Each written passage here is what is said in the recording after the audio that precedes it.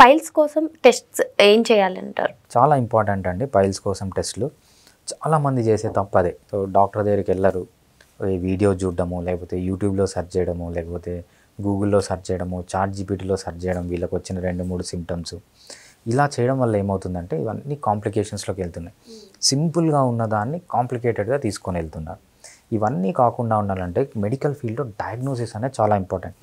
అది పైల్సా, ఫీజర్సా, ఫిస్టులానా, పైల్స్ అయితే అది ఫస్ట్ డిగ్రీనా, సెకండ్ డిగ్రీనా, థర్డ్ డిగ్రీనా, ఫోర్త్ డిగ్రీనా, ఇంటర్నల్ పైల్సా, ఎక్స్టర్నల్ పైల్సా, ఫిషర్స్ అయితే మనకు క్రానిక్ ఫిషరా, అక్యూట్ ఫిషరా, ఫిస్టులా అయితే అది ఏం టైప్ ఆఫ్ ఫిస్టులా, సైనస్ స్టేజ్లో ఉందా, ఫిస్టులా స్టేజ్లో ఉందా, యాప్సస్ స్టేజ్లో ఉందా.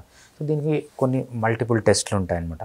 కామన్గా మనం చేసే టెస్ట్ ఏంటంటే ప్రాక్టోస్కోపీ అంటామన్నమాట. ప్రాక్టోస్కోపీ అంటే ఒక చిన్న కెమెరాని లోపలికి ఇన్సర్ట్ చేసి ఫొటోస్ తీస్తారు, వీడియోస్ తీస్తారు, మనకు క్లియర్గా తెలిసిపోతుంది పైల్స్ ఉంటే ఏ స్టేజ్లో ఉంది, ఫిస్టులా ఉంటే ఏ స్టేజ్లో ఉంది. దీంతోపాటు మనం ఏంటంటే అల్ట్రాసౌండ్ కూడా చేయొచ్చు అనమాట. పర్రెక్టల్ అల్ట్రాసౌండ్ చేస్తే మనకు ఫిస్టులా గురించి ఇంకా డీటెయిల్స్ వస్తాయి.